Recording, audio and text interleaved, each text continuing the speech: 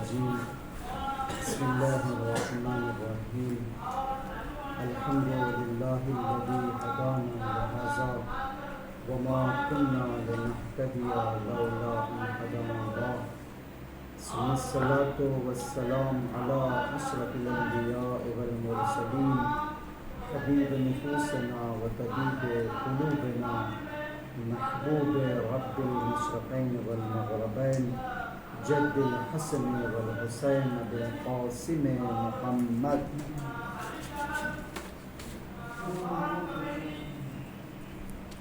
ولعنة العبدية على أعدائهم أجمعين أما بعد فقد قال الله تعالى في القرآن المجيد بسم الله الرحمن الرحيم قل إن كنتم تحبون الله فاتبعوني يحببكم الله صلى الله عليه وسلم.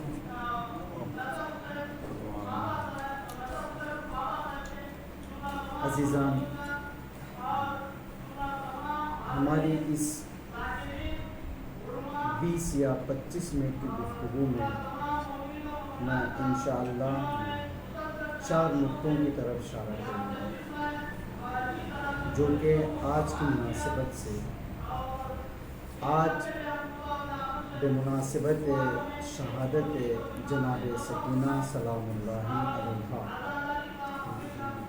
جو کہ ایک 4 سالہ بچی ہے جو امام حسین علیہ السلام کے ہمراہ موقع کربلا میں اور کربلا کے بعد موجود رہی.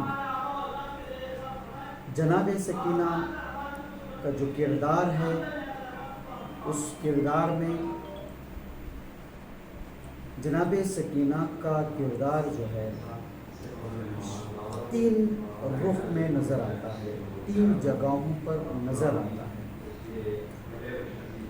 ایک روز عاشور، ایک شام غریبہ، تیسرا دربار شام.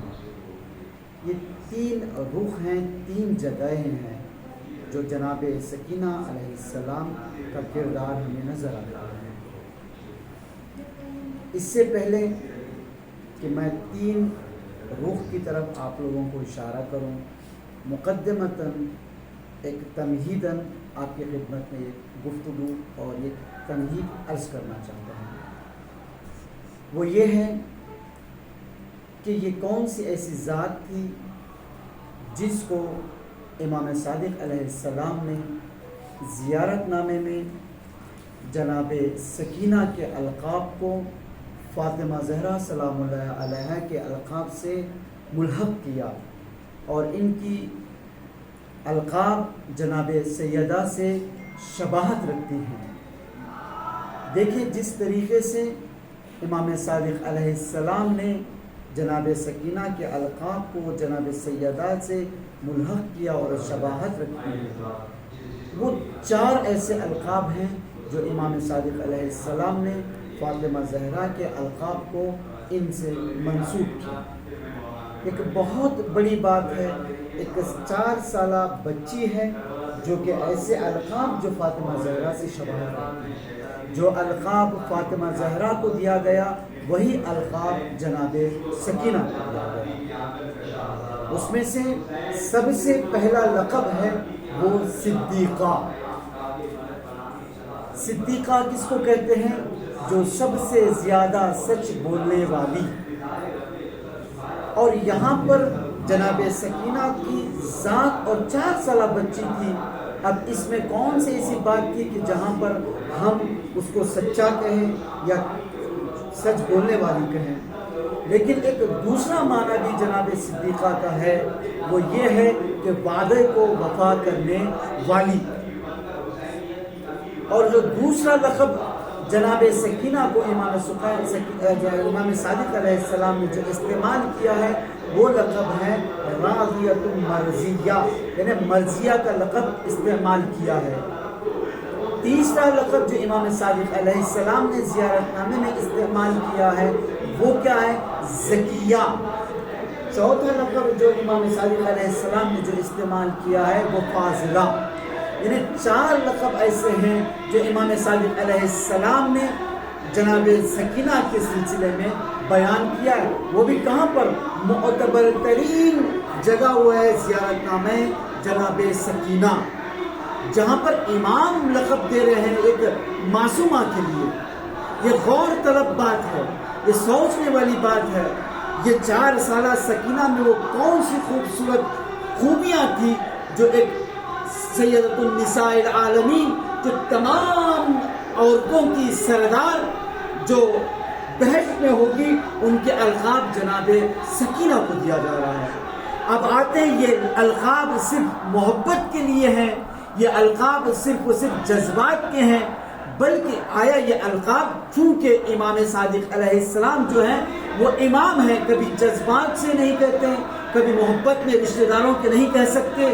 جب تک پروردگار کا اذن نہ ہو اس وقت تک امام اپنی زبان کو نہیں کھولتا. تو لہٰذا امام اپنی زبان سے بولنا، اس کا مطلب ہے ساری دنیا کے لیے وہ حجت ہوتی ہے. تو لہٰذا یہ جو کلمات ایک 4 سالہ بچی کے لیے استعمال ہوئے ہیں، آیا یہ ان کے زندگی میں موجود ہیں یا نہیں ہیں؟ اب دیکھیں جناب سکینہ کے 3 رخ ہیں. جو جناب سکینہ جو کربلا کے روز عاشور، ایک جناب سکینہ کا کردار، شام غریبہ ایک جناب سکینہ کا کردار، اور شام میں ایک جناب سکینہ کا کردار. یہ 3 رخ ہیں.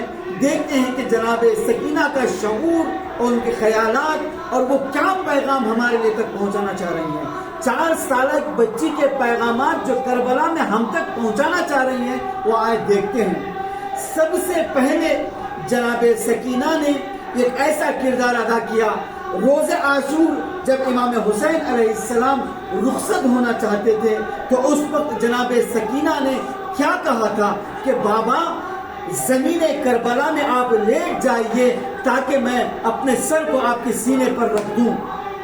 تو ہم یہ سوچتے ہیں کہ صرف اور صرف باپ اور بیٹے کی رشتہ ہے، نہیں، بلکہ امام صادق علیہ السلام نے زیارت نامے میں فرمایا تھا کہ صدیقہ جس طریقے سے سچ بولنے والی کا معنی ہے، اسی طریقے سے ایک اور معنی ہے، وہ معنی ہے وعدہ کو وفا کرنے والی. اب وعدہ کو وفا کرنے والی، اب یہاں پہ باپ ہے، باپ سے کہا کہ بابا سو جائیے.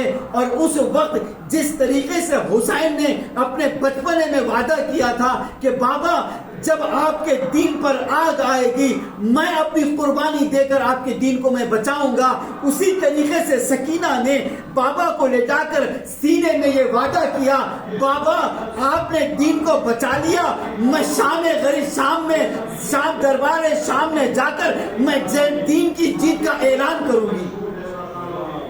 صلوات پڑھیں محمد و آل محمد پر. اسی طریقے سے جناب سکینہ نے یہ بتا دیا کہ جو وعدہ میں نے بابا نے جو وعدہ بچپنے میں کیا تھا اسی طریقے سے بابا نے اپنے وعدہ کو پورا کیا. اب اسی طریقے سے بابا کو میں نے وعدہ کیا تاکہ جو میں زندان شام میں جا کر جو بابا نے ایک دین کو بچایا تھا میں وہاں پر جا کر دین کی جیت کا اعلان کروں.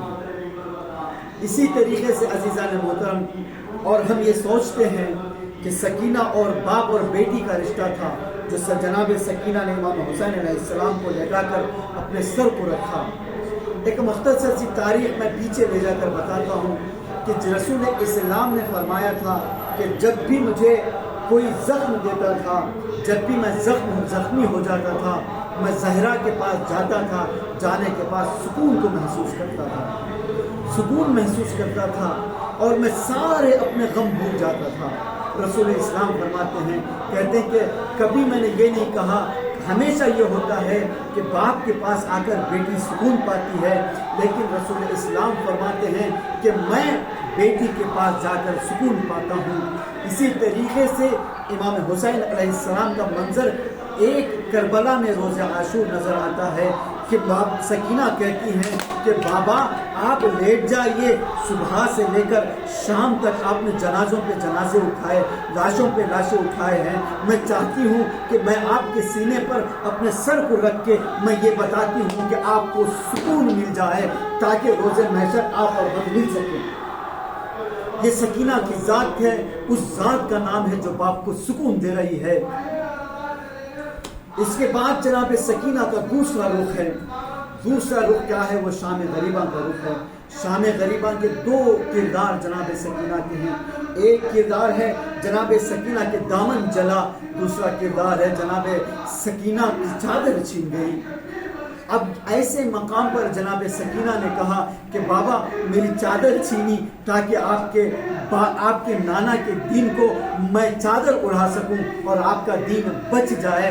اسی طریقے سے میرا دامن جلا، میں شریعت کو چاہتی ہوں کہ شریعت نہ جلے، میرا دامن جل جائے، میں صبر کر لوں گی، آپ کا صبر، آپ کا دین بچ جائے، آپ کے نانا کا دین بچ جائے۔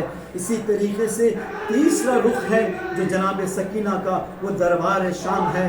دربار شام میں جب سکینہ آئیں، جب دشمنوں نے سکینہ سے پوچھا کہ دیکھا آپ کے بابا کو ہم نے کیا کیا، آپ کو اسیر کیا اور آپ کے بابا کو ہم نے شہید کیا، جناب سکینہ نے کیا کہا؟ دشمن سے مخاطب ہو کے کہتی ہے کہ دشمن تو یہ سمجھتا ہے کہ سکینہ کے بازوؤں پر رسن باندھی گئی، لیکن جو چیز کو میں دیکھ رہی ہوں اس چیز کو تو نہیں دیکھ رہا ہے۔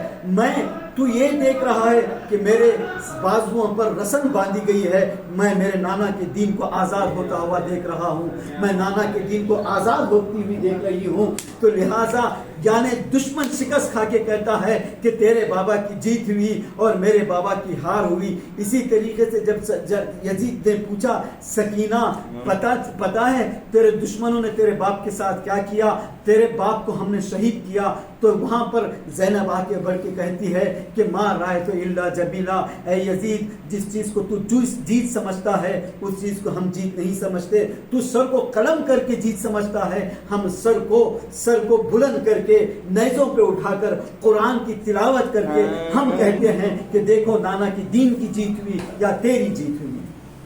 اسی وقت دربار شام میں آذان ہوئی اور جناب زینب یزید سے مخاطب ہو کے کہتی ہے کہ دیکھو اب تو بتا، تو ہی فیصلہ کر، میرے نانا کی دین کی جیت ہوئی یا تیرے دین کی جیت ہوئی یا تیرے باپ کی جیت ہوئی۔ اب یہاں پر بس سکینہ نے جو وعدہ کیا تھا اپنے بابا سے کہ بابا آپ کی شہادت کے بعد نانا کا دین بچ گیا، میں جب شام جاؤں گی، جو وعدہ آپ نے بچپن میں اپنے نانا سے کیا تھا کہ جب آپ کے دین پر آگ آئے گی تو میں اپنے آپ کو قربان کر دوں گا، اسی طریقے سے جناب سکینہ نے وعدہ کیا کہ بابا آپ دین کو بچائیے گا، میں دین کی جیت کا اعلان دربار شام میں جا کر کروں گی۔ اب جناب سکینہ نے دربار شام میں جیت کا اعلان کر دیا، اب وعدہ پورا کر دیا۔ جب سکینہ زندان شام میں ڈالی گئی، جب سکینہ کو زندان میں لے جایا گیا، سکینہ کے اب دمشقی کہتا ہے، ایک راوی کہتا ہے،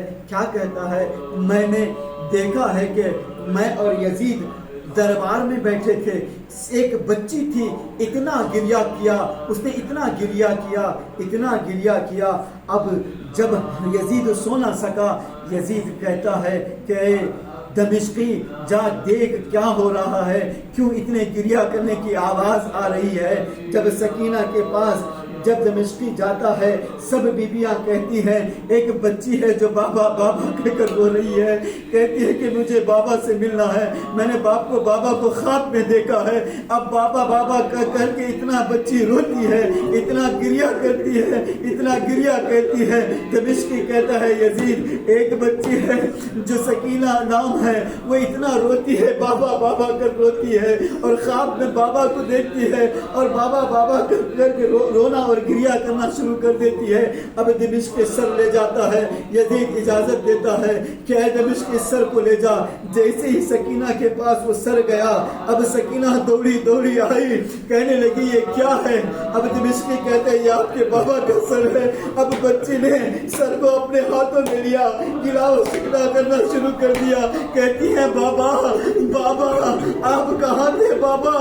ارے بابا میں شکوہ شکایت نہیں کروں گی، اس لیے کہ آپ نے نصیحت اور وصیت کی ہے میں آپ سے شکوہ نہیں کروں گی بابا ایک شکوہ کروں گی بابا آپ نے مجھ سے کہا تھا کہ بیٹا شام غریبہ کے بعد تو گریہ نہ کرنا بیٹا شام غریبہ کے بعد تو بکا نہ کرنا بیٹا شام غریبہ کے بعد تو شکایت نہ کرنا بیٹا جہاں تیری پھپھی ابا سلائے وہاں پر سو جانا ارے بابا کے سینے کی طلب نہ کرنا اب جیسے یہ کہا ایک مرتبہ سکینہ نے اپنے لب کو کھولا کہا بابا آپ نے یہ تو نہیں کہا تھا کہ میری شہادت کے بعد تجھے سکینہ کو کنیزی میں لے جایا جائے گا سکینہ کہتی ہے بابا جب درمیانیوں نے مجھے کنیزی کے لیے طلب کیا میں نے اتنا آپ کو یاد کیا بابا میں اتنا گریہ کرنے لگی کہیں ایسا نہ ہو سیدانی اور سکینہ کو